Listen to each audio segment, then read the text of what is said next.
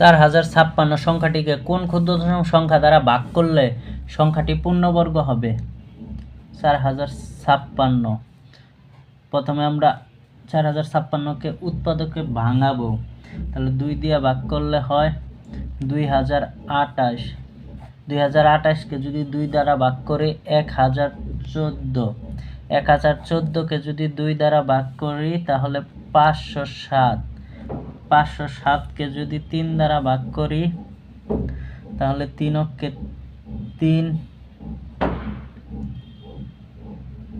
থাকলো 2, 3 6 18 থাকলো 2, 3 9 27। এখন 169কে 13 দ্বারা ভাগ যায়, অতএব 4056 সমান সমান হলো 2 গুণন 2 গুণন 2 গুণন 3 গুণন 13 গুণন 13। এখন এটা আমরা যদি জোড়া মিলাই তাহলে 2 গুণন 2 2 গুণন 3 গুণন 13 গুণন 13, তার মানে জোড়াবিহীন আছে 2 এবং 3। সুতরাং লিখব এখানে উৎপাদক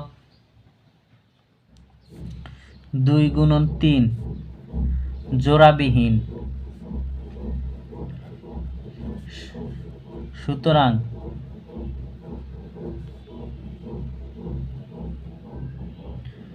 2 গুণন 3 বা 6 দ্বারা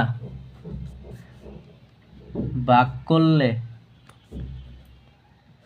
সংখ্যাটি পূর্ণবর্গ হবে।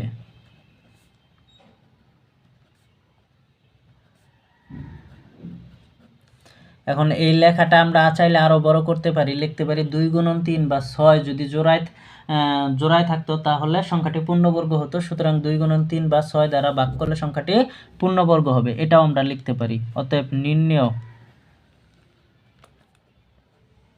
ক্ষুদ্রতম সংখ্যা 6, অ্যান্সার হবে 6। আমি তোমাদের বোঝার সুবিধার্থে আবার বোঝাচ্ছি। যদি বলে ভাগ, তাহলে আমরা ওই সংখ্যা দ্বারা ভাগ করলে সংখ্যাটা পূর্ণবর্গ হবে, আর যদি এখানে গুণ উল্লেখ থাকে তাহলে যে সংখ্যাটা আসবে জোড়াবিহীন ওই সংখ্যা দ্বারা গুণ করলে সংখ্যাটি পূর্ণবর্গ হবে। আশা করি বুঝতে পেরেছো।